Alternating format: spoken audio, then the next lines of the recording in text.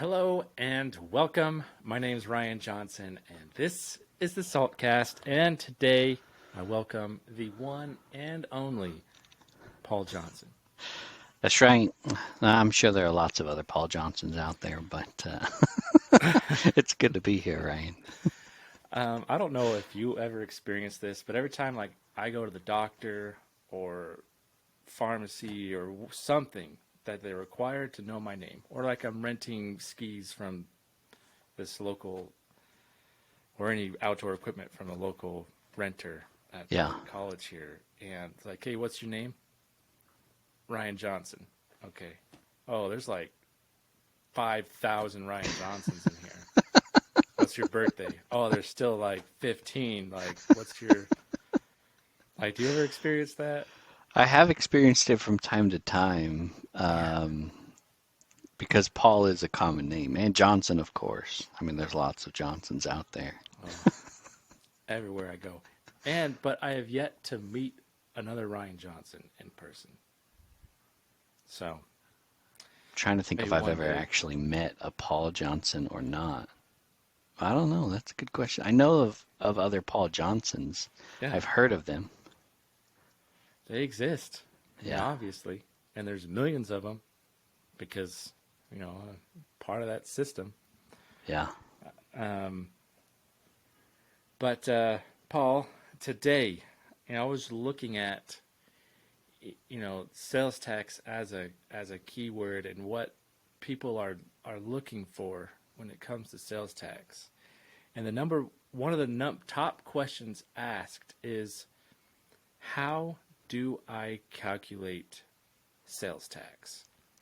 So I was looking at all the different articles, and the top ones they're finding is just a simple sales tax calculator. So you put in like a sales, like, well, I purchased $100,000 motorhome. I want to calculate how much sales tax I'm going to owe so I can plan on this. But I don't think that's what people are hoping to find, because when you think about how sales tax is calculated, it can get pretty complicated, Yeah, for sure. because sometimes, you know, especially with the new economic nexus deal and how that kind of complicates it, because now Right. it's kind of based where your customer is. Yeah, And so I've got some questions sure.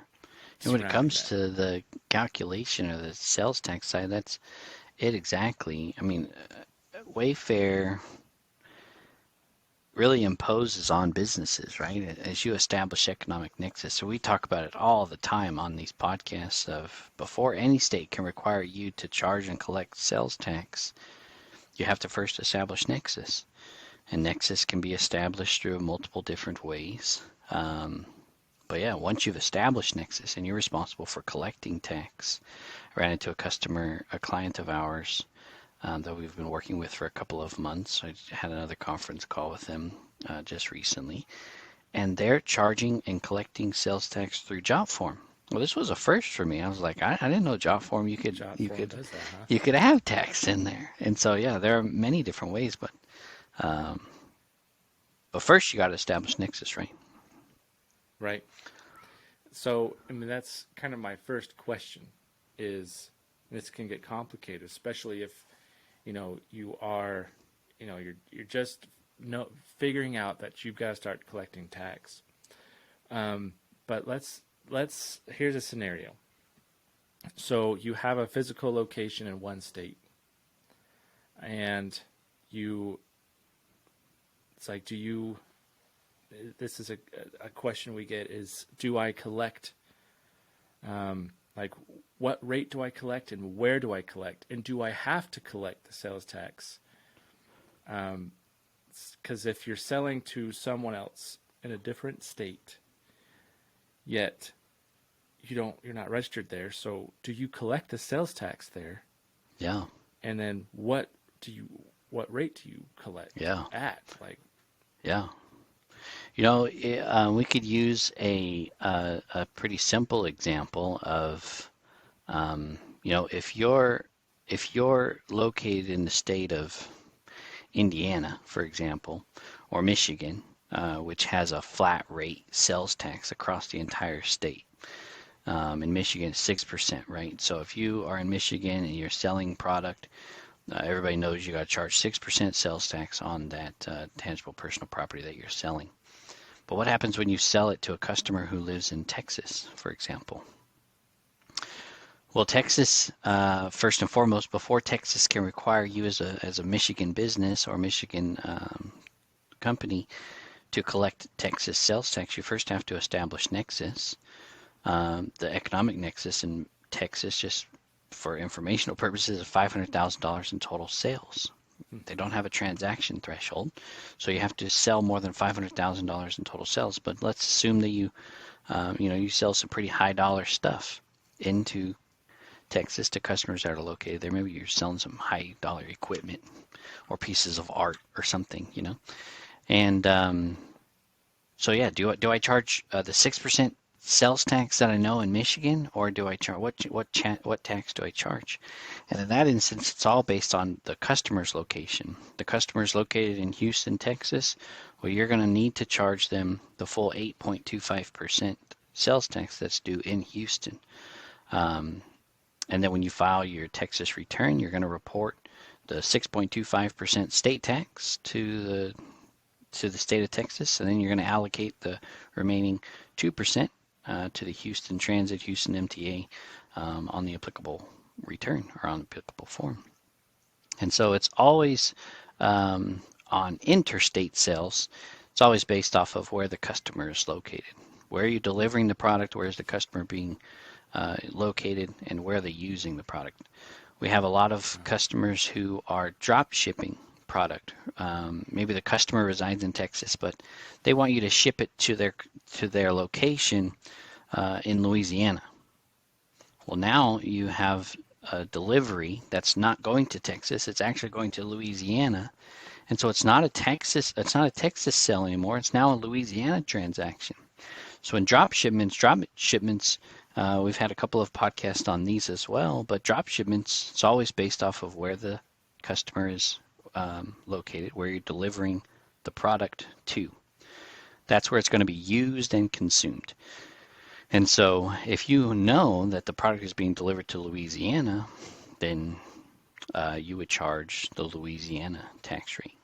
The third thing I would say is sometimes you're not aware of where the item is being used and consumed. I'll give you an example. I live in St. George, Utah, and sometimes I drive down to Mesquite and I'll play golf, and I'll stop in, Walmart or wherever to purchase some, a hat or some socks or something, right? And when I'm in Mesquite, which is in Nevada, across the state border, I purchased those socks or whatever from Walmart. Well, Walmart doesn't know that I live in Utah and that I'm going to use and consume the socks there in Utah. And so, because I'm purchasing them from a retail location, I'm going to pay the tax due in Mesquite, and I'm going to pay that to Walmart. Walmart's going to remit that to Nevada and allocate it to Mesquite on the return. But technically, I live in Utah.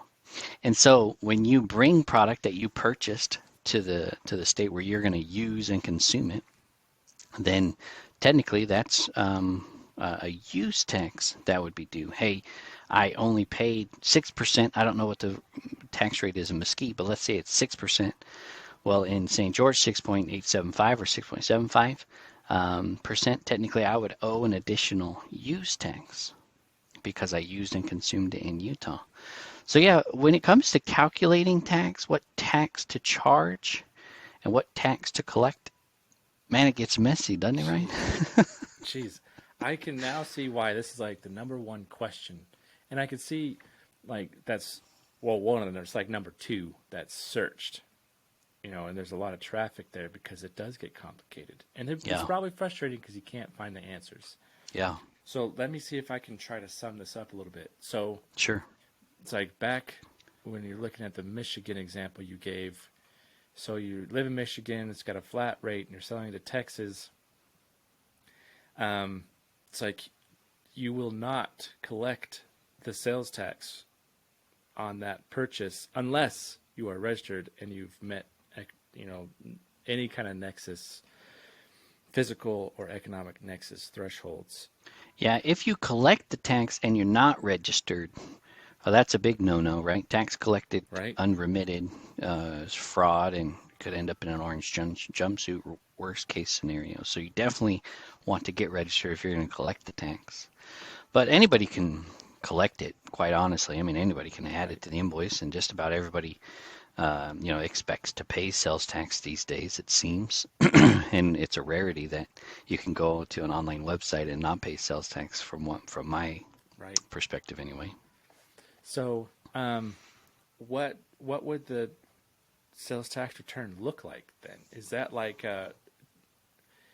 in well, I guess we could just in general is is do the states require to report all sales on the sales tax return? So like you're in Michigan, do they require you to tell them every sale they've made, so including the Texas sales? Because you're going to be calculating the amount of sales tax due on that return, based upon your total sales. Is would that Texas sale be like an exempt sale on the Oh, you're talking return? about on the Michigan return itself? Right, right, I mean, you, that's a tricky question. Under audit, I think in your home state in Michigan, Michigan would prefer that you report all sales from your home state, regardless of where they were shipped to, and the tax implications thereon. They would like you to report all sales on that Michigan return. We've run into this a couple of times: California, New Jersey, Massachusetts, where the company is headquartered there and they're only reporting on their return the sales made inside that state. hmm, That's my opinion, personal opinion, um, is that on your return you should only report what sales were made to your state. right. Some states have an actual deduction or an exemption on the form itself for out-of-state sales or sales that Hmm, were shipped outside the state, and you can take that deduction. The reason that they do this from a sales tax perspective is just for audit purposes when they're trying to make certain that you've reported all the sales to the state. But truthfully, outside of your home state, there's really no way that Texas is going to be able to track down and understand and fully comprehend, right?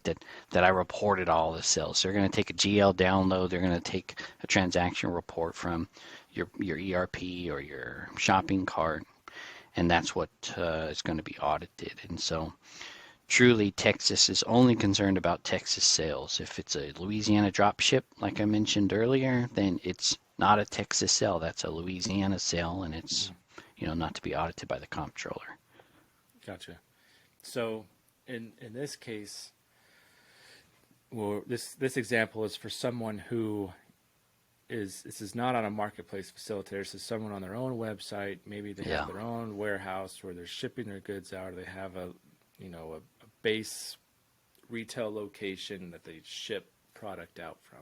Hmm. Because if they're using a marketplace facilitator, then there's really they're going to be collecting sales tax everywhere, because that's like Amazon is going to collect that sales tax on your Yeah. behalf and remit it. Yeah. Every state at this point has enacted that marketplace facilitator legislation. So if you sell through a marketplace facilitator, I mean, Missouri goes into effect January of 2023. So you got another Yeah, month. yeah, and Ahead. maybe we do next week's podcast on that specifically, There so you go. people are aware and they can start making those necessary Yeah. updates to their system. But on your Um, sales, you're only required to report the sales made to that state. So on your Texas return, you would just report, here's all my Texas sales, all the shipments that I sent to Texas to my Texas customers. If the shipment, like I said, was a drop ship and it was shipped to Louisiana, then you would report that sale to Louisiana on the Louisiana return. So, gotcha. So my next question is then, most if you're selling online, most online selling platforms, I don't know what they call them, like Shopify hmm, or whatever they choose. Like you mentioned, Jotform now has the ability to collect sales tax. yeah, It's like, how would you get the right rate? Where would you even find Yeah. the rates? Well, depending on the shopping cart that you utilize, or if you have an integration with your ERP, or if it's like QuickBooks has the ability of integrating with a number of automated solutions, or you could just integrate it with a tax rate chart Hmm. that you update or that you get updated often. I'm aware of customers who just keep track of the rates for their customers. We don't have a lot of customers, and so we know where they're located. So every time we ship it to this customer in this state, then we know what rate to charge them. In Texas, for example, they have a sales tax rate lookup tool on their website. So you can go to the comptroller's website, just in their search engine on the comptroller's website, look up the sales tax rate lookup tool, and up it pops. You pop in the street address, the city, the state, and the zip code, and then it tells you, here's the rate that you need to charge. Hey, that falls outside the city limits, and so it's not subject to the city tax. It's only subject to 6.25, the state tax, because it's in a rural area. This one's inside the city limits, so you got to charge 8.25. The very case, whatever the case may be. Not every state has that, unfortunately. So it just depends on your shopping cart and the platform that you're utilizing. There are a lot of automated solutions out there, or not a lot, but there are several automated solutions out there that'll integrate with through a custom API, or they're built. Like Shopify is built on the Avalara platform, and so Yeah. Avalara and Avatax is integrated with Shopify, and so every Shopify user can take advantage of the Avatax platform. Amazon's platform is built off of Vertex. Hmm. So there are a number of them out there. We recently partnered with Ceratax that has a custom integration with just about any ERP or shopping cart. You can get a custom API integration, and so it really comes down to what platform or software you're utilizing to charge customers or to collect invoice payments type of a thing. Um, and if you have a physical store or if it's all online, then most shopping carts these days have some integration with a rate engine. Worst case scenario, you work with a company to get a sales tax rate table, Hmm. and that gets updated. It's annually or monthly or quarterly, however that, Right. zip to tax. There's a couple of rate providers out there that you can subscribe to, and then they just keep you updated on any rate changes and things like that. Yeah. And depending on your product, could there be a different rate associated with it? Yeah, for sure. I mean, when you talk about, general tangible personal property is going to be subject to the traditional sales tax rate. Hmm. It seems like gone are the days of an out-of-state rate versus an in-state rate, but there are still a few states that have it. Illinois has transitioned, for example, to out-of-state customers are now required to collect the retailer's occupation tax, the full rate that in-state sellers are required to Hmm. collect. And so um, when it comes to taxability of specific items, for sure, some items are just exempt from tax. Some items are, subject to a reduced rate. In my home state here in Utah, food is subject to a reduced rate of 3%. And so I don't pay the full 6.875% or 6.75% when I go to this grocery store. Dietary supplements, clothing are two other more common ones that oftentimes are subject to a reduced rate or an exemption. Certain fact patterns exist. So yeah, understanding the taxability of your products, if it's not, a mouse or a mouse pad or a cup or a back Yeah. scratcher or whatever Well, the case may be, you know what I mean? right. Yeah. Just to list a few That's, things. that just adds the complexity. But the next level of complexity is that there's something like 11 to 13,000, different taxing jurisdictions, I read an article depending the on other where you look. day where they indicated that there was over nearly 30,000 taxing jurisdictions. Oh, I don't know if people can actually, I mean, how do you really keep track? Can you really how do can you you really add them know? up? maybe it's a fear tactic. It's like, I think so. I think so. but even then, even if there's only 11,000 on the low end, Yeah. I mean, and you have a lot of customers all over the country, that can get pretty complicated. Mm-hmm. Um, but if you could use a table and download it, but Yeah. you mentioned that sales tax rates can change, but Yep. how often do they change? Yep. It's unknown. We've seen them change middle of the month, quite frankly. More times than not, they're changed beginning of the quarter or beginning of the year. Um, but it's not uncommon.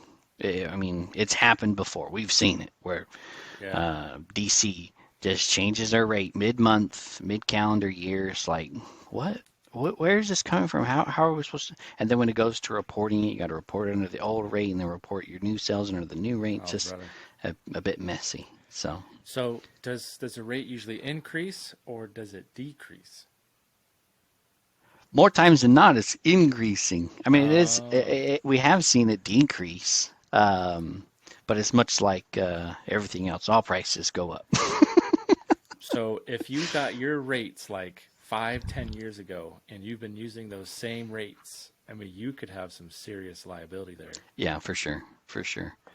I mean, Texas has been. I mean, some of these rates have never changed or haven't changed in decades, right? And so Right. it's possible that that's the case.